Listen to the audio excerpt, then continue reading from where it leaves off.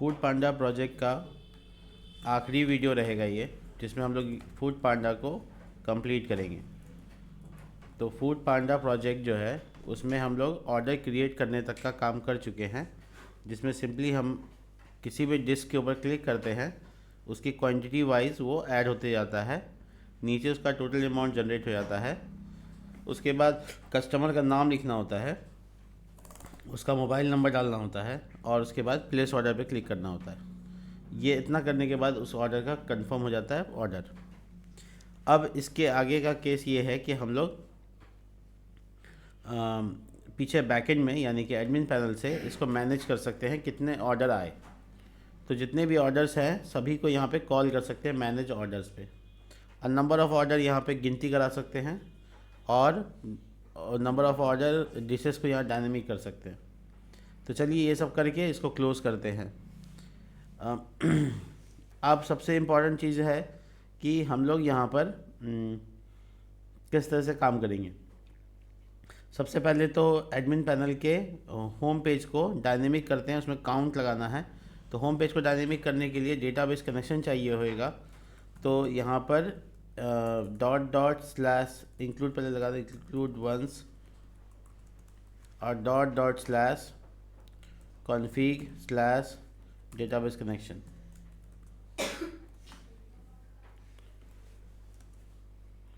और उसके बाद नीचे इस जगह पर यहाँ पे डायनेमिक डेटा चाहिए, ठीक है। तो काउंट करने के लिए डायनेमिक डेटा चाहिए, तो ऐसा कर सकते हैं कि इसका काउंटिंग बहुत जगह पे करना होता है, तो क्यों ना एक फंक्शन ही बना लेते हैं। तो इसके लिए कॉन्फ़िग में जाते हैं, डीबी कनेक्शन में ऑलरेडी हमने रीडायरेक्ट का फंक्शन बना रखा है और मैसेज के लिए भी फंक्शन बना रखा है। जब कोई काम बार बार होने लगे तो उसका फंक्शन बनाना सबसे सही रहेगा। तो यहाँ पे नाम रखेंगे काउंट डाटा, ठीक है। जो भी क्वेरी होगी वो यहाँ से पास कर देंगे, पता नहीं क्या क्वेरी होगी, कोई भी क्वेरी हो सकती है, और उस क्वेरी को पूरा टाइप करके अंदर डाल देंगे डेटा। तो जो भी क्वेरी बनेगी उसको रन करेंगे। तो रन करने का क्वेरी रन करने का तरीका यही है, MySQL आई क्वेरी और उसके बाद कनेक्ट। तो कनेक्शन वेरिएबल ऊपर भी रखा हुआ है, उसी को यूज़ कर लिया। अब यहाँ पर हम लोग इसमें लिखेंगे जो भी क्वेरी आएगी वो डाल देंगे, हमको क्या पता कौन सी क्वेरी आने वाली है। अब ये वाला क्या इशू हो रहा है, ये देखो अंडरलाइन आ गया। एक्चुअल में ये लोकल वेरिएबल ढूंढ रहा है और कर्ली ब्रैकेट के अंदर कोई भी कनेक्ट वेरिएबल नहीं है, बाहर है। तो जब ग्लोबल वेरिएबल को लोकल यूज़ करेंगे तो ग्लोबल डिक्लेयर करके करेंगे इस तरीके से। जब हम ऐसे ग्लोबल के सामने कीवर्ड के सामने उस वेरिएबल को रखेंगे तो वो अंदर ना सर्च करके बाहर सर्च करेगा। तो ये ग्लोबल स्कोप में है, ये बताना बहुत ज़रूरी। अब यही चीज़ पे ध्यान मत रखो, अब वीडियो ऐसे देख के बना लो प्रोजेक्ट, अब बाद में तुम्हीं को दिक्कत आएगा। तो टेक्निकल टर्म्स या जो हम प्रोग्रामिंग के एस्पेक्ट्स बताते हैं उस पर ध्यान दीजिए कि कनेक्शन वेरिएबल यहाँ यूज़ करना है और बाहर रखा है तो आपको उसको डिक्लेयर करना पड़ेगा एज अ ग्लोबल वेरिएबल। उसके बाद आपको यहाँ पे काउंट नाम का वेरिएबल बनाकर MySQL आई नम रोज़, और उसमें जो भी रन किया हुआ क्वेरी है उसको चला देना है और जस्ट रिटर्न कर दो काउंट, हो गया। तो जो भी वैल्यू ऑफ काउंट होगा ये फंक्शन बन गया। अब इसे क्या होगा कि सिर्फ क्वेरी लिखना पड़ेगा, रन वन करना या MySQL नम रोज़ चलाना ये सब नहीं पड़ेगा। तो हम लोगों ने इसको यहाँ पर इस जगह पर जैसे मान लो यहाँ यूज़ करना है, तो हम लोग इसका नाम रखा काउंट डिशेस, ठीक है। और काउंट डाटा नाम का फंक्शन है, काउंट डाटा। अब उसके अंदर क्या लिखेंगे, वो क्वेरी जो हमको गिनती करानी है उसको सिलेक्ट ऑल फ्रॉम और टेबल का नाम तो डिशेस। अब हमको कुछ भी चेक करने का बस इतने लिखना है, ये अंदर चला जाएगा। देखो कैसे अचीव कर रहे हैं, ये क्वेरी यहाँ से चली गई। क्वेरी अचीव करने के बाद हम लोग यहाँ पहुँचे, यहाँ पैरामीटर में डाल दिए और ये अंदर आया और जहाँ पे क्वेरी लिखते हैं वहाँ पे चला गया। तो ये क्वेरी पूरा हो गया, उसका नाम हुआ, उसका रिटर्न हो गया, दैट्स इट। जो भी रिटर्न हुआ वो इस वेरिएबल में स्टोर हो गया। अब ये लॉजिकली एकदम परफेक्ट काम करेगा। और यहाँ पे देखो इक्वल टू तो नहीं छोड़ना चाहिए, बिना इक्वल टू के काम हो जाता है। अब ये डॉलर काउंट डिश हो गया। तो अब देखो ये जो 30 प्लस लिखा हुआ है, क्या ये तीन डिश है, तो 3 ने लिखा, 4 डिश होगा तो डायनेमिक हो गया। अब इसी तरीके से ऑर्डर को भी काउंट करना है। तो सिंपल है, इस फंक्शन को कंट्रोल डी कर दो, बहुत कम समय में हो जाएगा काम। सिलेक्ट ऑल फ्रॉम ऑर्डर्स, इसका नाम काउंट ऑर्डर। जल्दीबाजी में वेरिएबल का नाम चेंज कराना भूल जाना। अब ये यहाँ पर डॉलर काउंट ऑर्डर्स 5, तो 5 ऑर्डर टोटल हो चुका है, इसलिए 5 आ गया। और जो पेमेंट का मामला है ना, इसको तो रखना नहीं है, इसलिए इसको हटा देते हैं। ये देखो, पेमेंट जितना ऑर्डर उतना, तो उतना हमको जानने की ज़रूरत नहीं है। हाँ, टोटल पेमेंट अमाउंट को जानने की ज़रूरत पड़ जाए तब इसकी ज़रूरत पड़ेगी, लेकिन अब हमको नहीं जानना है। ठीक है, तो ठीक है, यहाँ पर टोटल ऑर्डर। अब ये केस है कि तुम लोग है ना थोड़ा एक्स्ट्रा सोचा करो, तुम्हारा दिमाग एक्स्ट्रा चलना चाहिए। एग्जाम्पल के तौर पे हम ये प्रोजेक्ट बना लिए, तो अब सोचो कि आज कितना ऑर्डर हुआ और टोटल कितना ऑर्डर हुआ, ये अलग अलग बात है। आज कितना रुपया कमाई हुआ और टोटल दिन में कितना कमाई हुआ, ये अलग अलग बात है। ये सारी चीज़ें तुमको खुद ऐड करने की सोचनी चाहिए। प्रोजेक्ट में इतना सारा कुछ ऐड करेंगे तो वो बहुत ज़्यादा डायनेमिक बन जाएगा, बट ऐसा सोचते नहीं हो। ज़्यादातर स्टूडेंट क्या करते हैं, वो वीडियो देखते हैं और जो मिलता है सेम से बना लेते हैं, तो उनकी अपनी प्रॉब्लम है। अब ये आराम से हम यहाँ से इसको मैनेज कर सकते हैं। तो ये व्यू पे क्लिक करने से मैनेज डिस्क के पेज में चला जाए, और ये व्यू पे क्लिक करने से मैनेज ऑर्डर के पेज में चला जाए। लेकिन उससे पहले मैनेज ऑर्डर तो बना हुआ नहीं है, तो मैनेज ऑर्डर के लिए मैनेज डिस्क की तरह एक पेज बनाएंगे, मैनेज ऑर्डर्स .php। अब ये मैनेज ऑर्डर पेज जो है वो लगभग मैनेज डिस्क की तरह ही है। ठीक है, तो कॉपी पेस्ट करना ज़्यादा सही रहेगा, लेकिन कुछ कस्टमाइज़ पे ध्यान रखना होगा। जैसे सबसे पहले देखो, ऊपर में मैनेज डिस्क लिखा हुआ है, तो इसको मैनेज ऑर्डर्स कर देंगे, आराम से चेंज करेंगे। और ये जो देखो यहाँ पे भी काउंट की ज़रूरत है, देख पा रहे हो, तो ये मैनेज ऑर्डर्स, सॉरी ऑर्डर्स। अब ये जो काउंट वेरिएबल है ना, ये भी डायनेमिक हो जाए, इसके लिए आप एक लाइन में काउंट फंक्शन को चला सकते हैं। देखिए आपका समय बचेगा। सिलेक्ट ऑल फ्रॉम ऑर्डर्स, बस हो गया, जो भी रिटर्न आएगा वो प्रिंट भी हो जाएगा। तो देखिए एक लाइन में हम काउंटिंग कर लिया, तो फंक्शन था तब तो कर लिया, बिना फंक्शन के ये पॉसिबल नहीं है, 3 लाइन हो जाएगा। ठीक है, तो ये मैनेज ऑर्डर्स का गिनती डायनेमिक कर दिया। ऐसे हमको मैनेज डिस्क में भी यहाँ पे 3 लिखा हुआ है बाय डिफ़ॉल्ट, इसको भी हम डायनेमिक कर देते हैं। बढ़िया, तो यहाँ पे टेबल का नाम खाली डिशेस हो गया। और ये देखना ध्यान से कि ये 2 कर्ली ब्रैकेट हो गया, तो इसका ध्यान रखोगे, हो गया। मैनेज ऑर्डर्स में ये चेंज कर दिया, ऊपर से चेंज करते हुए आ रहे हैं, नीचे आए, आईडी होगा, इमेज नहीं होगा, नेम होगा, कांटेक्ट होगा, है ना, और स्टेट कांटेक्ट होगा, स्टेटस होगा। बट स्टेटस की ज़रूरत है नहीं, क्योंकि हर स्टेटस जिसका बंद होगा वही ऑर्डर है, बाकी तो ऑर्डर है भी नहीं।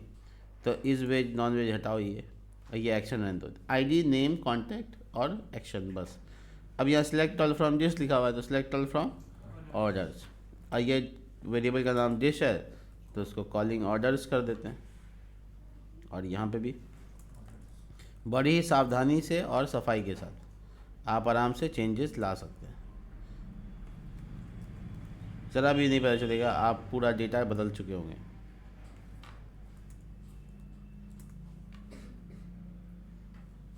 ये डिलीट का बटन है, तो हम ऑर्डर डिलीट नहीं कर सकते हैं। ठीक है, और एक व्यू का बटन देंगे, ऑर्डर व्यू कर सकते हैं, तो ये बाद में सोचेंगे। ठीक है, अब ये हो गया मेरा यहाँ पे मैकेनिज्म कंप्लीट, टीडी वगैरह। हाँ, ये टीडी एक्स्ट्रा, अच्छा एक टीडी यहाँ से हट गया गलती से, एक्शन का। अब ये नीचे आ जाओ, इंसर्ट करने का कोड है, तो ये 3 को हटा दो, क्योंकि इंसर्ट हमको यहाँ से करना नहीं है। ठीक है, और डिलीट करने का कोड है, हमको डिलीट करना नहीं है, तो हटा दो। ठीक है, तो कुछ चीज़ें जो हट रहेंगी और कुछ हट जाएंगी, तो 9 की जगह इसको 12 कर दो, पूरा एरिया ले लेगा। और ये देखो, मैं यहाँ पे लिंक करना ज़रूरी है, तो साइड बार में लिंक करना है। ठीक है, तो इंक्लूड में जाएंगे, साइड बार है, और यहाँ देखो सारा लिंक यहाँ पे होता है, मैनेज ऑर्डर्स .php। बढ़िया, तो मैनेज ऑर्डर का पेज देखो, एक दूसरे नीचे आ रहा है, थोड़ा सही डिज़ाइन करेंगे।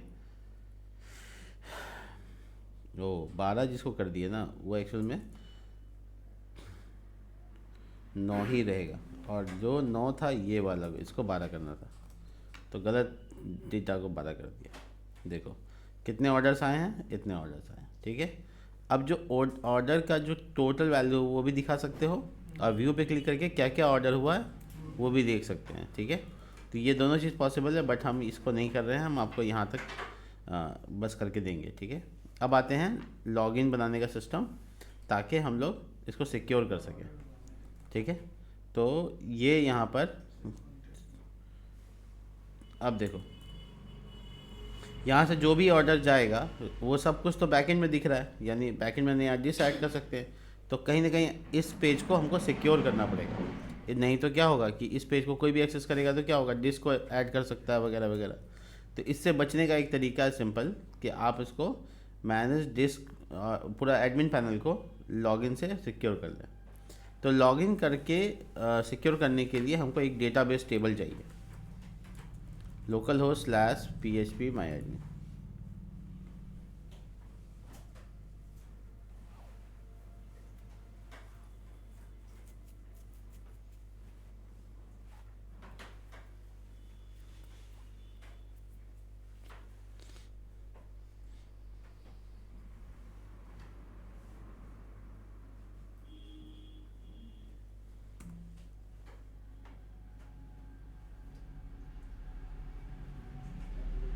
PHP में एडमिन तब तक खुल गया। फोर्ट पांडा, और देखो जो लॉगिन करेगा वो एडमिन होगा, तो उसको एडमिन के लिए डिज़ाइन करेंगे और एडमिन का डेटा यहाँ इंसर्ट करा देंगे। एक ठो खाली इसका साइन अप पेज नहीं बनाएंगे, क्योंकि एक ही आदमी एडमिन होगा। तो एडमिन में 3 कॉलम के साथ एक टेबल बनाते हैं। तो नाम टेबल का रखा एडमिन, कॉलम रखा 3। तो एक हो गया आईडी, दूसरा हो गया यूज़र नेम, नेम नहीं चाहिए, यानी ईमेल, जैसे ईमेल से, और पासवर्ड। तो ये यहाँ पर हम लोग वर्चुअल को डाल दिया, और ये लेंथ डाल दिया, ठीक है। ये इंक्रिप्शन को एआई को ओपन किया, लेंथ की ज़रूरत नहीं है, काम ख़त्म। अब देखो ये जो पेज है वो बेसिकली लॉगिन का पेज है, ठीक है। लॉगिन का पेज का डिज़ाइन करना होगा, ठीक है। तो सही भी है, लॉगिन का पेज डिज़ाइन करते हैं। तो ChatGPT से करवाते, रुको, देखो, create login page with bootstrap 5। तो बूटस्ट्रैप से बना रहे थे, इसलिए हम उसको बोले बूटस्ट्रैप का पेज बना दो, तो वो बूटस्ट्रैप से पेज बना के दे देगा, ठीक है। तो वेट करते हैं इसका बनाने का, तब तक हम लोग दूसरा काम कर लेते हैं। तो यहाँ पे एक PHP कोड चलाओ, जिससे वो उस एडमिन पेज में इंसर्शन हो जाए, और फिर हटा देना लाइन को। तो सबसे पहले इसको इंक्लूड करो, include once config/db connection. Connect variable आ गया मेरे पास। अब हम रन करेंगे एक MySQL क्वेरी, और इस क्वेरी में कनेक्शन वेरिएबल डाल के यहाँ सिंपल लिखेंगे इंसर्ट इनटू, ठीक है, ध्यान देना, इंसर्ट इनटू एडमिन, ठीक है। और उसके बाद ईमेल और पासवर्ड, 2 कॉलम इसमें, वैल्यू।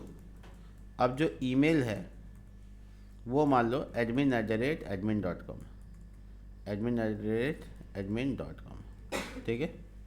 ये ईमेल आईडी हो गया। और जो पासवर्ड है वो मेरा इंक्रिप्शन में है।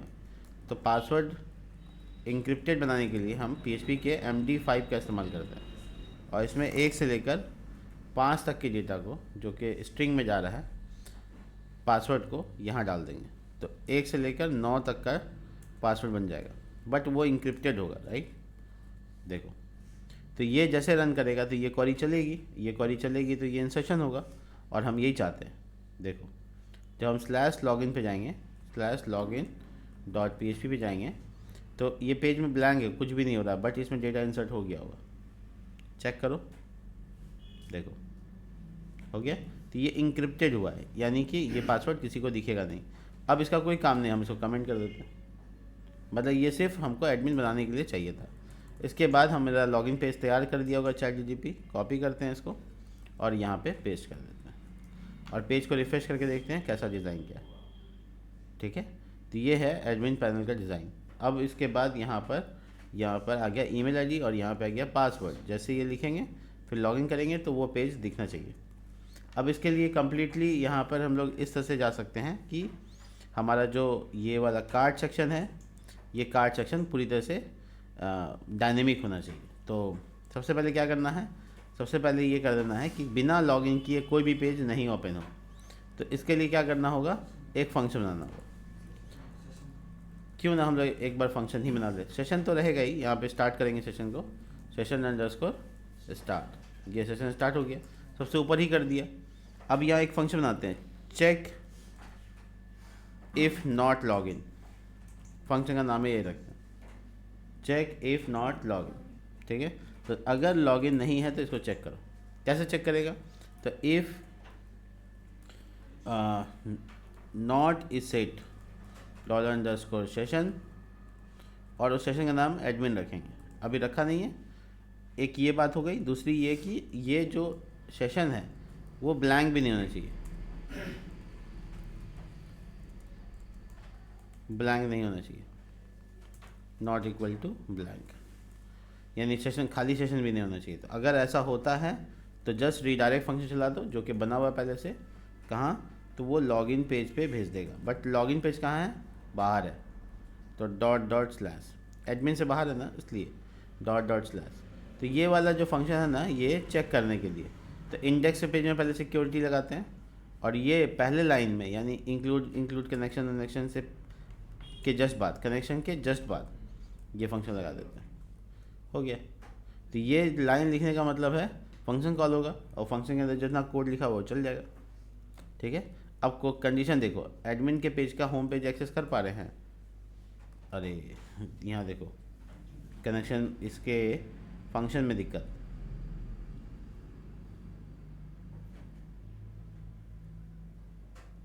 तो ये वाला डालो,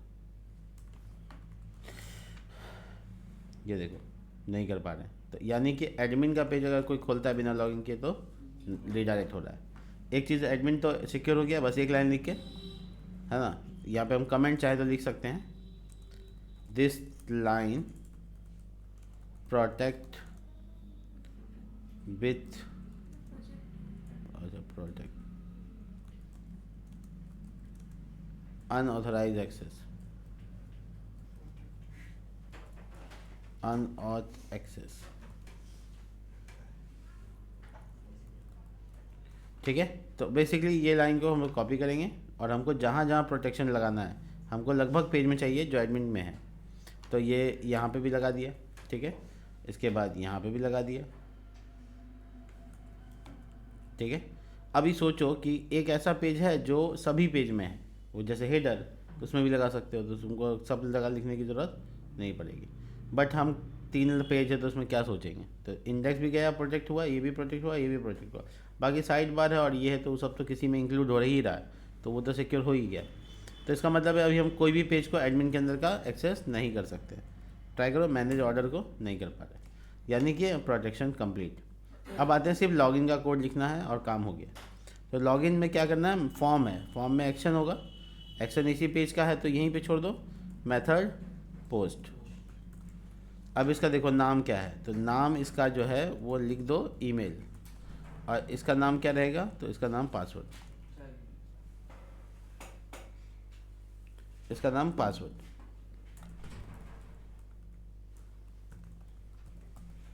अब ये जो बटन है इसका नाम लॉगिन। ठीक है, और साइन अप करने का कोई लिंक नहीं चाहिए, इसलिए हम साइन अप का लिंक हटा देते हैं, वो ChatGPT बना दिया था हमको। अब हम लॉगिन का कोड लिख सकते हैं, तो हम फॉर्म के जस्ट बाद PHP का जगह बनाएंगे, PHP का जगह बनाएंगे, और यहाँ पर लिख सकते हैं, देखो if is set $_post, button का नाम login, login dollar email $_post email, password $_post password. ठीक है, ध्यान रखना है पासवर्ड इंक्रिप्टेड होना चाहिए, तभी तो वो चेक हो पाएगा। तो MD5 इंक्रिप्शन यूज़ किए थे, तो MD5 ही यूज़ करेंगे। अब क्वेरी चलेगी, और query MySQL query, connection variable ऊपर में ही है, सेलेक्ट, ओ तो गिनती ये तो करना होता है, क्यों ना हम लोग काउंट वाला फंक्शन लगा देते हैं। काउंट नाम का वेरिएबल, और देखो काउंट डाटा नाम का फंक्शन बना हुआ है पहले से, गिनती तो करना होता है। तो हम लोग यहाँ लिखेंगे सेलेक्ट ऑल फ्रॉम क्वेरी, लिखेंगे admin where email is equal to and password is equal to, ये देखो, तो ईमेल में ईमेल वेरिएबल, पासवर्ड में पासवर्ड वेरिएबल।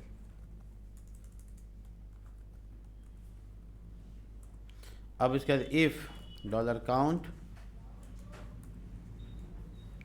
अगर ज़्यादा या बराबर है 1 के, तो इसका मतलब है एरर मैसेज दो, और अगर नहीं है तो मैसेज दो कि इनवैलिड लॉगिन, ट्राई अगेन। ठीक है, ये मैसेज हो गया। और अगर सब कुछ ठीक ठाक है तो सेशन बनाओ, किस नाम का, एडमिन नाम का, क्योंकि यही नाम से हम लोग कंडीशन भी चेक किए। और उसके बाद रीडायरेक्ट फंक्शन जो बना हुआ है ऑलरेडी, काम आसान हो गया ना। एडमिन के इंडेक्स में जाओ, कब, जब लॉगिन हो जाएगा तो। बढ़िया, एकदम कहानी जैसा लिख दिया।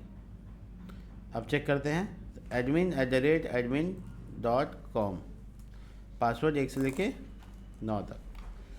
कुछ एरर आया, समथिंग हमको तो दिखा, बट हमको रीडायरेक्ट, 1 मिनट, इस लॉगिन पेज में ये जो पासवर्ड है ये हटाना होगा, और इसकी ज़रूरत है नहीं, इसको भी हटा दो। कनेक्शन आ चुका है यहाँ पे, कोई माइनर सा इशू आया था, चलिए कोई बात नहीं, दोबारा लिखते हैं एडमिन 1 से 9 तक। अब हमको एरर दिख रहा है बट रीडायरेक्ट नहीं हो पा रहा है, तो इसलिए रीडायरेक्ट को बंद कर देंगे ताकि वो एरर दिख पाए, क्योंकि रीडायरेक्ट हो जाने के बाद नहीं हुआ, पासवर्ड सही नहीं है।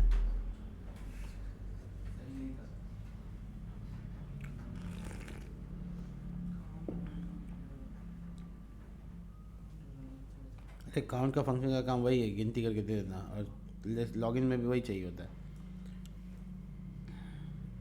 ओह, एडमिन में हम स्टोर कहाँ कुछ किए, ईमेल, लेकिन इस खाली कारण नहीं होगा, क्योंकि इफ़ में काम ही नहीं आ रहा है।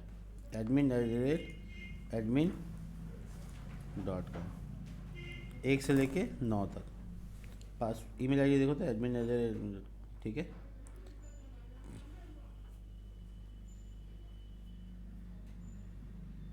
क्या हुआ, अच्छा इस बार लॉगिन, हाँ हो गया, ठीक हो गया, क्योंकि रिडायरेक्ट नहीं हुआ तो इसलिए हम अब एडमिन एक्सेस कर पाएंगे। यस, तो लो हो गया कंप्लीट। वापस से देखो, अब हम यहाँ पे से लॉगिन के पेज में जाते हैं और admin@admin.com पासवर्ड दोबारा डालते ठीक से, और देखो परफेक्ट। तो ये हो गया। दूसरा ये कि हमको लॉग आउट चाहिए, तो यहीं लॉगिन जहाँ पे उसी के बगल में logout.php, और इसमें कुछ भी नहीं करना है, डिस्ट्रॉय करना है। तो लेकिन उसके पहले तुम इंक्लूड कर लो अपना डेटाबेस कनेक्शन, config/ और इसके बाद हम लोग करेंगे रीडायरेक्ट। कहाँ जाना है, तो लॉगिन पेज पे जाना है, और उससे पहले डिस्ट्रॉय कर देना, सेशन डिस्ट्रॉय। तो इससे क्या हुआ, रीडायरेक्ट हो गया, काम खत्म। अब इसको यहाँ लिंक कर दी, यहाँ भी लॉग आउट का बटन है और यहाँ पे भी लॉग आउट का बटन है, तो दोनों जगह लिंक करना है। साइड बार में पहले जाएंगे ./logout,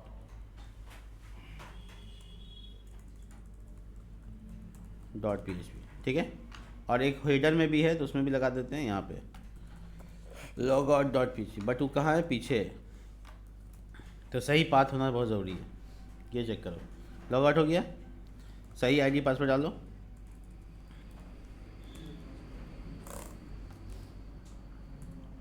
सही नहीं डालना, 1 2 3 4 5 6 7 8 9, यस, ठीक है। तो अब ये पूरा पेज सिक्योर हो गया और लॉग आउट भी परफेक्ट काम कर रहा है, ठीक है। अब एक ही चीज़ रह गया कि हमको यहाँ पे कहीं पे लिंक देना पड़ेगा, एडमिन पे जाने के लिए लिंक चाहिए। तो ठीक है, कोई बात नहीं। अब हम इसमें सोचते हैं, इन लोगों के जस्ट अपोजिट साइड में यहाँ पे ठीक है, स्टाफ लॉगिन या एडमिन लॉगिन लिख देते हैं। देखो ये है मेरा इंडेक्स पेज जिसमें हम यहाँ पे इमेज डाला है, और ये फूड पांडा का, इसके जस्ट अपोजिट साइड में हमको लगाना है। तो हम लोग यहाँ पे 11 देते हैं इसको, और एक एक्स्ट्रा जोड़ा call-1, और इसमें एक बटन एडमिन लॉगिन, और बटन का क्लास व्लास डिज़ाइन दे देते हैं BTN डैश डार्क। ठीक है, हो गया, काले रंग का देते हैं। इसका साइज़ थोड़ा छोटा हो रहा है तो इसको 10, इसको 2, डिज़ाइन गड़बड़ाए भी नहीं और जगह यूज़ भी हो जाए। ये रहा, ठीक है। ये जो इमेज का साइज़ है ना 10%, इसको और कम कर सकते हैं, कोई इशू नहीं है। इतना बड़ा मुंडी काफ़ी बड़ा हो जाता है, तो थोड़ा छोटा हो गया। और उसके सामने देखो, ये क्लिक करने पर सीधा वहाँ पहुँच जाए, इसके लिए लिंक लगाना होगा। कहाँ जाना है? और जो लॉगिन है उसका टाइटल जो लिखा हुआ है सिर्फ लॉगिन लिखा हुआ है, तो हम यहाँ पे लिख देते हैं स्टाफ लॉगिन या एडमिन लॉगिन। ठीक है, सिर्फ देखो सिंपल। ठीक है, तो हम लोग यहाँ पे से एक बटन बना के दे देंगे गो बैक, तो चाहे पीछे आ सके। तो लॉगिन के नीचे यहाँ पर फॉर्म का टैग के बाद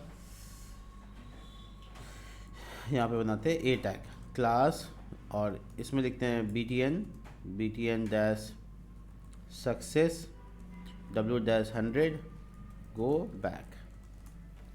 देखो डिज़ाइन पहले ठीक आ रहा है।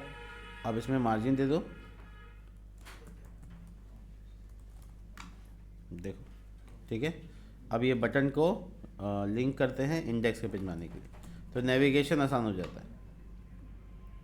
ये प्रोजेक्ट कंप्लीट नहीं हुआ है, बट हाँ इतना है कि अगर मैं एक सिखाने के लिए एक प्रोजेक्ट बनाऊं तो इतना काफ़ी होगा, सीखने के लिए बहुत कुछ। देखिए डायनेमिक हो गया। आप आराम से ऐड डैशबोर्ड पे आइए, अपना डिश ऐड कीजिए। आपको मन है कोई नया डिश ऐड करने का, करिए। जैसे मैं यहाँ पे टी यानी चाय, कैटेगरी चाइनीज़, चाय चाइनीज़ होता है। हाँ, ये दूध वाली चाय तिब्बती लोगों ने डाला है। चाइनीज़ चाय जो होती है वो होती है नॉर्मल, ये वाली, तुम जैसा कहो। ये फ़ोटो लगाते हैं, ठीक है। ये तिब्बत में इसमें दूध डाल दिया गया, तो हम लोग अब दूध की चाय का भी वैरायटी देख पाते हैं।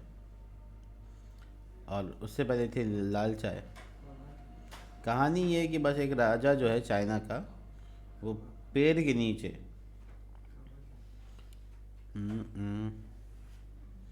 पेड़ के नीचे गर्म पानी पी रहा था। उस गर्म पानी में कुछ पत्ती आगे गिर गई, जिसकी वजह से तुरंत उसका कलर चेंज हो गया। जिसके बाद भाई साहब, चाय वेजिटेरियन थोड़ी होता है, नहीं, चलो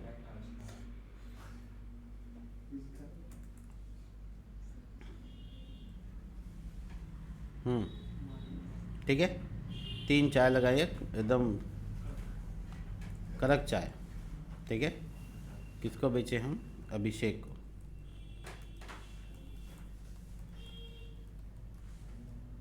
और ये प्लेस ऑर्डर, सिंपल तरीका है। और आप एडमिन में जो आदमी है, यानी कि जो मालिक है उसका, वो उस ऑर्डर को हमेशा देख सकता है। लेकिन प्रॉब्लम पता है क्या है? जो ऑर्डर सबसे लास्ट में हुआ, सबसे ऊपर आना चाहिए था।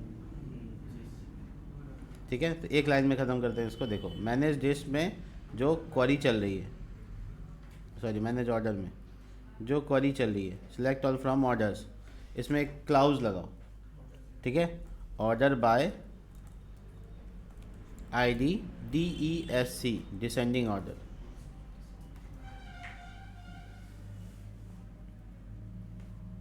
अरे ये गिनती करने वाला मैं डाल दिया, यहाँ नहीं सर, यहाँ। अभिषेक सबसे ऊपर, यानी सबसे लास्ट ऑर्डर सबसे ऊपर दिखेगा। तो ये है आपका पूरा मैकेनिज्म जो आप काम करेंगे और बनाएंगे, ठीक है। बनाने वालों को मज़ा आ रहा होगा, जो नहीं बना पा रहे हैं उनको बड़ा सजा लग रहा होगा, लेकिन ठीक ठाक है, सब कुछ अच्छे से वर्क भी कर रहा है।